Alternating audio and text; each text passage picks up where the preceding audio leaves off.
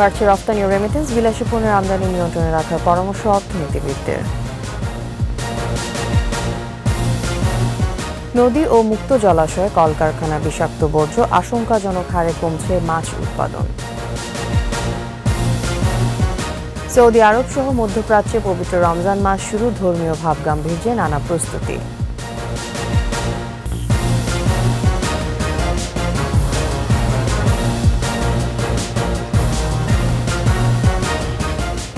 শুনছিলেন first security ইসলামী bank PLC সংবাদ শিরোনাম। আমন্ত্রণ জানাচ্ছি সকাল 9টার 21 সংবাদে। আপনাদের সাথে থাকছে আমি তাসনিম আফিফা। দর্শক, 21 টেলিভিশনের সংবাদ একই সাথে সরাসরি দেখতে পাবেন আমাদের ফেসবুক পেজ www.facebook.com/2124 অনলাইনে। বৈদেশিক মুদ্রা অর্জনের প্রধান দুখাত থেকে মিলছে সুখবর। বছরের দ্বিতীয় মাসে রফতানি বেড়েছে আর রেমিটেন্স এসেছে 8 মাসের মধ্যে সর্বোচ্চ। অর্থনীতিবিদরা বলছেন, রেমিটেন্স ও রফতানি বৃদ্ধি অর্থনীতির জন্য জরুরি, তবে বিলাসী পণ্যের আমদানি নিয়ন্ত্রণে রাখতে হবে। রিপোর্ট তৌহিদুর রহমানের। টানা বাড়ছে রপ্তানি ও রেমিটেন্স। প্রতি মাসে রপ্তানি রেমিটেন্স মিলে আসছে প্রায় $7.5 বিলিয়ন। রপ্তানি উন্নয়ন ব্যুরো বলছে, ফেব্রুয়ারি মাসে পণ্য রপ্তানি থেকে দেশ আয় করেছে প্রায় $519 কোটি। আগের বছরের একই সময়ের চেয়ে যা 12% বেশি। আর জানুয়ারি ফেব্রুয়ারি মিলে রপ্তানি হয়েছে প্রায় $11 বিলিয়ন। গত বছরের ফেব্রুয়ারিতে রপ্তানি হয়েছিল $463 কোটি পণ্য। এটার সাথে সাথে বাংলাদেশের এক্সপোর্ট বেড়েছে কিছুটা, এবং এটা আমাদের জন্য খুবই কাম্য। এক্সপোর্ট বাড়ার মূল কারণ হচ্ছে যে বিদেশে আমাদের পণ্যের চাহিদা বাড়ছে এবং বাংলাদেশের টাকার অবমূল্যায়ন হওয়াতে আমাদের যতই এক্সপোর্টাররা চিল্লাচিল্লি করুক না কেন, তাদের কিন্তু কম্পিটিটিভনেস বেড়েছে, তাদের বাজার কিন্তু ভালো হচ্ছে। অন্যদের তুলনায় তারা আপেক্ষিকভাবে ভালো অবস্থায় আছে, অর্থাৎ তাদের রপ্তানির যে কম্পিটিটিভনেস সেটা বেড়ে গেছে, সেটা ভালো হয়েছে। ফলে আমি আশা করি আমাদের আরএমজি সেক্টর ভালো করবে। গেল ফেব্রুয়ারিতে 8 মাসের মধ্যে সর্বোচ্চ রেমিটেন্স এসেছে। বাংলাদেশ ব্যাংকের তথ্য বলছে, বছরের দ্বিতীয় মাসে রেমিটেন্স আসে $217 কোটি। জানুয়ারিতে এসেছিল $210 কোটি। এদিকে রেমিটেন্স আরও বাড়ানোর সুযোগ আছে বলছেন অর্থনীতিবিদরা। হুন্ডি ঠেকানোর পরামর্শ তাদের। আমি মনে করি যে আমাদের একটা টার্ন অ্যারাউন্ড হতে যাচ্ছে। এটা আরেকটু যদি সরকার কঠোরভাবে মনিটারি পলিসিকে টাইট করে রাখে, একটু ফার্দার টাইটনিং করে, তাহলে রেমিটেন্সও বাড়বে, এক্সপোর্টের রিপ্যাট্রিয়েশনটাও বাড়বে। রেমিটেন্স ও রপ্তানি আয়ে ইতিবাচক ধারা অব্যাহত থাকলে রিজার্ভের উপর চাপ কমবে। তবে বিলাসী পণ্যের আমদানি নিয়ন্ত্রণে আরও কঠোর হওয়ার কথা বলছেন বিশ্লেষকরা। তৌহিদুর রহমান, 21 টেলিভিশন, ঢাকা। রমজান মাসে ক্রেতার হাতে কম দামে পণ্য তুলে দিতে মাছ, মাংস, দুধ ও ডিম বিক্রি শুরু করছে প্রাণী সম্পদ মন্ত্রণালয়। রাজধানীর 25টি স্পট ছাড়াও 5টি বাজারে এসব পণ্য পাওয়া যাবে। এর ফলে বাজারে ইতিবাচক প্রভাব পড়বে বলে আশা করছেন মৎস্য ও প্রাণী সম্পদ মন্ত্রী আব্দুর রহমান। তৌহিদুর রহমানের আরেকটি রিপোর্ট। পবিত্র রমজান মাসে বিভিন্ন দেশে পণ্যের দাম কমলেও বাংলাদেশে ঠিক উল্টো। বিষয়টি বিবেচনায় নিয়ে প্রাণীজ আমিষের চাহিদা মেটাতে মৎস্য ও প্রাণী সম্পদ মন্ত্রণালয় মাসব্যাপী সুলভ মূল্যে ভ্রাম্যমাণ গাড়িতে দুধ, ডিম, মাংস ও মাছ বিপণন ব্যবস্থা চালু করেছে। রাজধানীর খামারবাড়িতে কর্মসূচির উদ্বোধন করেন মৎস্য ও প্রাণী সম্পদ মন্ত্রী। উদ্বোধনের পর ক্রেতারাও ছুটে আসেন পণ্য নিতে। সুলভ মূল্যে পণ্য পাওয়ায় খুশি ক্রেতারা। এই মাছ কিনতে গেলে বাজার 350 টাকা নেওয়া লাগবে, আর এখানে পাইছি আমি 240 টাকা। মানে দুইটা নিচে আর কি, তেলাপিয়া এই পাঙ্গাস তো 130 টাকা কেজি রাখছে। বাজারে দাম আছে আপনার ডিম একটা আপনার ধরেন 10 টাকা করে নেয়, এখন 2 টাকা কম আছে ডিমের ভিতরে, তাই দুজন নিলাম 220 টাকা দিয়ে। মাছ পাওয়া যাবে 15 রমজান পর্যন্ত, আর বাকি সব পণ্য মিলবে 28 পর্যন্ত। চাহিদা অনুযায়ী দুধ ও ডিম কিনতে পারলেও গরুর ও খাসির মাংস কেনা যাবে 1 কেজি করে। চাহিদা বাড়লে পণ্যের সরবরাহ বাড়ানোর চেষ্টা চালাবে প্রাণী সম্পদ বিভাগ। যদি দেখি যে না চাহিদা আছে, মানুষ আরো বাড়াবো। আজকে হয়তো 10 জন ফেরত যেতে পারে, আমরা বলবো যে এখানে চাহিদা বেশি, কালকে ওইটা আমরা বাড়াই দিব যাতে ফেরত না যায় কেউ। তরল দুধ প্রতি লিটার 80, গরুর মাংস 600, খাসির মাংস 900, ড্রেসড ব্রয়লার প্রতি কেজি 250 টাকায় বিক্রি হবে। ডিমের ডজন পড়বে 110 টাকা। অনুষ্ঠানে মৎস্য ও প্রাণী সম্পদ মন্ত্রী পণ্যের দাম সহনীয় রাখতে ব্যবসায়ীদের প্রতি আহ্বান জানান। রাস্তার পাশে দাঁড়িয়ে চিৎকার করে কয়েকজন বলছে 600 টাকা দরে গরুর মাংস খাবো ইনশাল্লাহ, রমজান মাসের এই নিত্য প্রয়োজনীয় জিনিসগুলো পাবো। তো ইতিমধ্যে যে একটা পার্শ্ব প্রতিক্রিয়া শুরু হয়েছে, আমি বিশ্বাস করি এর প্রভাব ইতিবাচক প্রভাবই আমাদের বাজারে পড়বে। সকাল 10টা থেকে বাড্ডা, নতুন বাজার, খামারবাড়ি, গাবতলী সহ 25টি পয়েন্টে এসব পণ্য বিক্রি হবে। 25টি ভ্রাম্যমাণ ভেহিকেল সারা ঢাকা জুড়ে তারা বিতরণ কার্যক্রম করবে শিল্প আকারে। মিরপুর, শাহ আলী বাজার, মোহাম্মদপুর কৃষি মার্কেট সহ 5টি স্থায়ী বাজারেও মিলবে মৎস্য ও প্রাণী সম্পদ মন্ত্রণালয়ের পণ্য। মাছ, মাংস, ডিম, দুধে আমরা যাতে একটা বড় ভূমিকা রাখতে পারি। তৌহিদুর রহমান, একুশে টেলিভিশন, ঢাকা। গাজীপুরে শিল্প বর্জ্যে কমছে নদী ও মুক্ত জলাশয়ে মাছের উৎপাদন। জেলার প্রায় 2000 হেক্টর মুক্ত জলাশয় থেকে 10 বছরে মাছের উৎপাদন কমেছে প্রায় 2000 টন। গাজীপুর প্রতিনিধি অপূর্ব রায়ের তথ্যচিত্রে 2 পর্ব প্রতিবেদনের শেষ পর্ব জানাচ্ছেন খুরশিদ আলম মুকুল। এক সময়কার বিলঝিল ও নদ নদীতে পরিপূর্ণ এবং ঘন জঙ্গলে ঘেরা গাজীপুর ছিল জলজ ও স্থলজ জীববৈচিত্র্যে সমৃদ্ধ। ছোট বড় মিলিয়ে গাজীপুরে নদ নদী রয়েছে 19টি। তবে দখল দূষণে সরু খালে পরিণত হয়েছে অনেকগুলো। কলকারখানার বিষাক্ত বর্জ্যে বিপন্ন সবগুলোর পানি। এতে আশঙ্কাজনকভাবে কমেছে মাছের উৎপাদন। 10 বছর আগেও এখানকার মাছের চাহিদার 50 ভাগে আসত বিভিন্ন খালবিল ও নদীনালা থেকে। স্থানীয় চাহিদা মিটিয়ে এখানকার মাছ যেত আশপাশের জেলাতেও। আগে এই নদীর মাছ আমরা সারা বছর খাইতাম এবং কিনাও খাইতাম, ধৈরাও খাইতাম। আগে অনেক পদের মাছ পাওয়া যেত, 100 ভাগের মধ্যে এখন 1 ভাগও নাই। আমরা কিভাবে যে চলুম। এই জেলাতে 1753 হেক্টর মুক্ত জলাশয় রয়েছে। এসব জলাশয়ে মাছের উৎপাদন ছিল 20,361 টন। এখন কমে দাঁড়িয়েছে 18,408 টনে। আমাদের কলকারখানার ইটিপিগুলোকে চালু করে পানিগুলোকে শোধন করে মুক্ত জলাশয়ে আসার ব্যবস্থা করা দরকার। বিষাক্ত বর্জ্যে মরছে মাছ। এখন যে মাছ পাওয়া যায় তাও খাওয়ার অযোগ্য। রান্নার পর পাওয়া যায় কেমিক্যালের দুর্গন্ধ। মাছ খুব নষ্ট মেলা করছে, এদের আমরা মাছ পাই না। ভালো করে দিয়ে গরম পানি করে তারপরে কলায় তারপর খাবো। পরিবেশ অধিদপ্তর বলছে পোশাক কারখানার বর্জ্য ব্যবস্থাপনা ছাড়া কোনোভাবেই পানি দূষণ রোধ করা সম্ভব নয়। ইটিপি চললেও তারা যদি টার্সিয়ারি ট্রিটমেন্টটা না করে এবং ফ্রেশ ওয়াটার একদম খাওয়ার উপযোগী পানি যদি ট্রিটমেন্ট করে বের না করে, এই নর্মাল ট্রিটমেন্টে আপনার এই নদীর পানি কন্ট্রোল করা সম্ভব না, নদীর পানি দূষণ কন্ট্রোল করা সম্ভব না।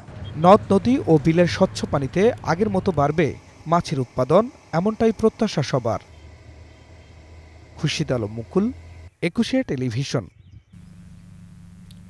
সৌদি আরব ও তুরস্ক সহ মধ্যপ্রাচ্যের দেশগুলোতে আজ থেকে পবিত্র রমজান মাস শুরু হয়েছে। রোববার রাতে তারাবির নামাজ পড়েন এসব দেশের ধর্মপ্রাণ মুসলমানরা। ধর্মীয় ভাবগাম্ভীর্যের সাথে রোজা পালনে নেওয়া হয়েছে নানা প্রস্তুতি। আরও জানাচ্ছেন আজহারুল ইসলাম। চাঁদ দেখার ওপর নির্ভর করে ইসলামী মাসগুলো সাধারণত 29 বা 30 দিনে হয়। রোববার সন্ধ্যায় চাঁদ দেখা যাওয়ায় সৌদি আরব সহ মধ্যপ্রাচ্যের দেশগুলোয় হিজরি ক্যালেন্ডারের আগের মাস শাবান 29 দিনে শেষ হয়েছে। সৌদি আরবে পবিত্র মাহে রমজানের চাঁদ দেখা যাওয়ায় দেশটিতে আজ থেকে শুরু হলো পবিত্র রমজান মাস। একই সাথে আরব আমিরাতও আজ থেকে পবিত্র রমজান মাস গণনা এবং রোজা শুরু করেছে। এরই অংশ হিসাবে রোববার রাতেই এশার নামাজের পর তারাবির নামাজ পড়েন মধ্যপ্রাচ্যের ধর্মপ্রাণ মুসলমানরা। শেষ রাতে প্রথম সেহরিও খান তারা। তুরস্কে ঐতিহ্যবাহী পোশাক পরে দাভুল নামের বড় আকারের ঢোল পিটিয়ে মানুষজনকে সাহরিতে জাগিয়ে তোলা হয়। দুই দিকেই বাজানো যায় এমন ঢোল নিয়ে শহর জুড়ে ঘুরে ঘুরে সেহরির জন্য ডাকা হয়। মিশর ও জর্ডানে সেহরির আগে এলাকাভিত্তিক কিছু মানুষ প্রতিবেশীদের ঘুম থেকে ওঠানোর জন্য ডাকেন, যাদের বলা হয় মেসাহারাতি। আশেপাশের রাস্তায় ঘুরে ঘুরে মানুষকে জাগিয়ে তোলার জন্য ডাক দিয়েছেন তারা। এদিকে রমজান মাসে সৌদি আরব ও আমিরাত সহ উপসাগরীয় দেশগুলোতে বেশিরভাগ সরকারি এবং অনেক বেসরকারি খাতের কর্মচারীদের কাজের সময় কমানো হয়েছে। আজহারুল ইসলাম, একুশে টেলিভিশন।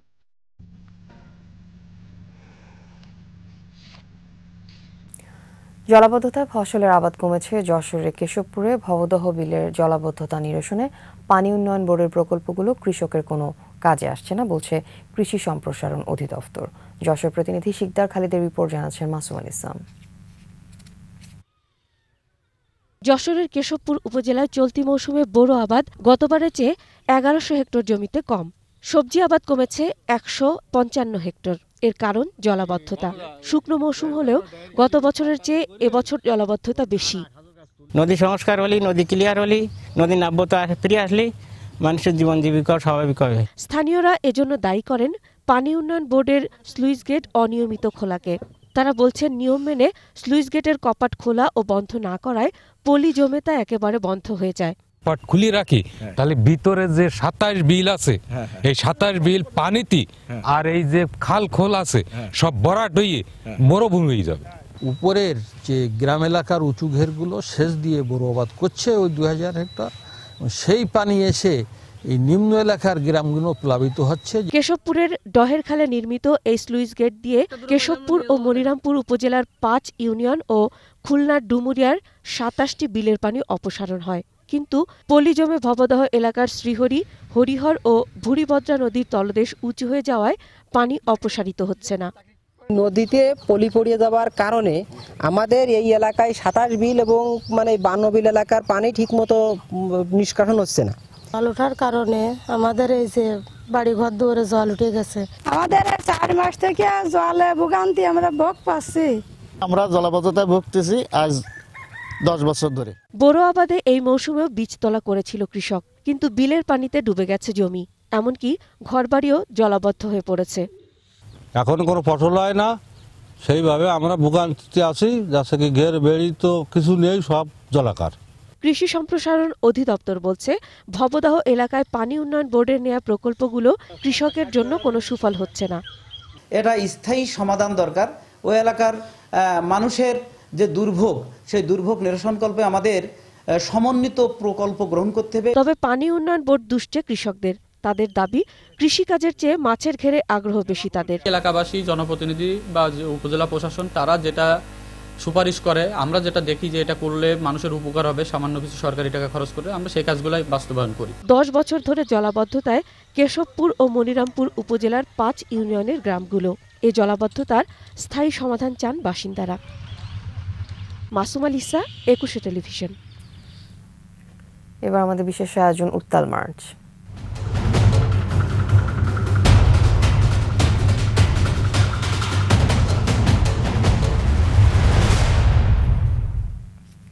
তারা ছিলেন অবাঙালি, মানবিক তাড়নায় 71-এর যুদ্ধে জড়িয়েছিলেন। কেউ দিয়েছেন আশ্রয়, কেউ কুড়িয়েছেন অর্থ সাহায্য, কেউ খাদ্য পাঠিয়ে বিপন্ন মানবতার পাশে দাঁড়িয়েছেন। মুক্তিযুদ্ধে এসব পরম বন্ধুদের গল্প শোনাচ্ছেন মোহাম্মদ নুরুন নবী।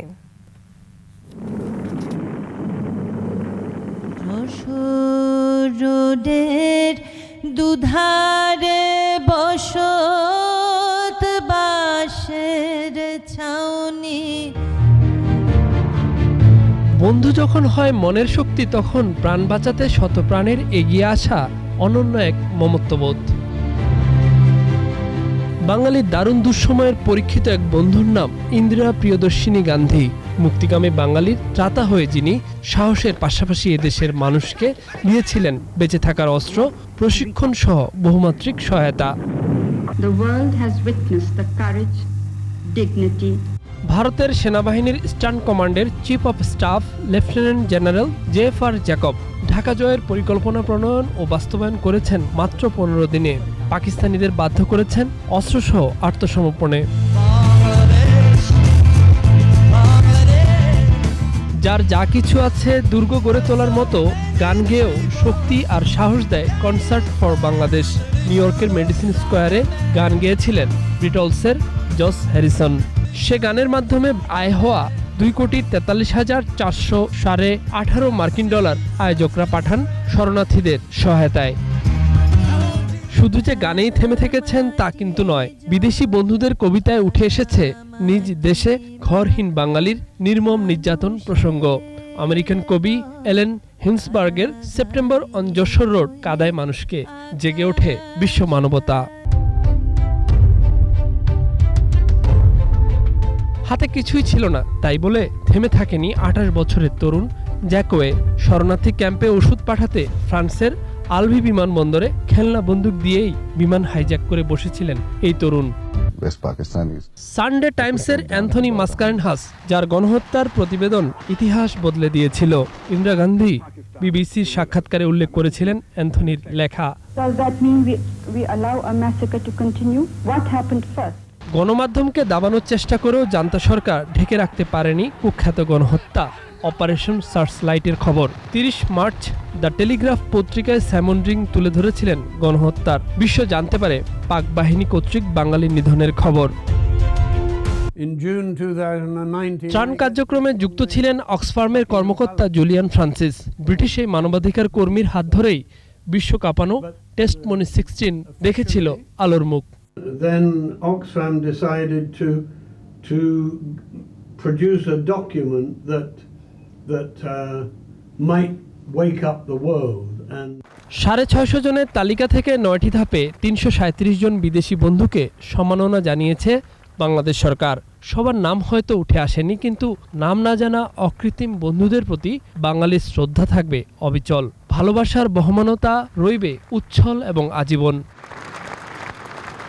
মোহাম্মদ নুরুন নবী, 21 টেলিভিশন, ঢাকা।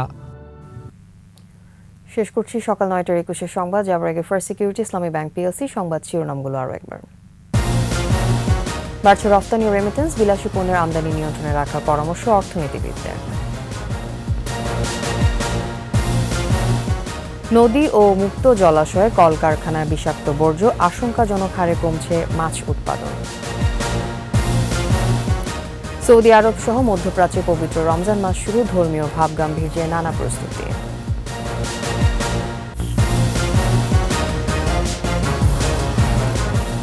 সর্বশেষ খবর জানতে ডায়াল করুন 2021 নম্বরে, আর ভিজিট করুন 21-tv.com এই ওয়েবসাইটে।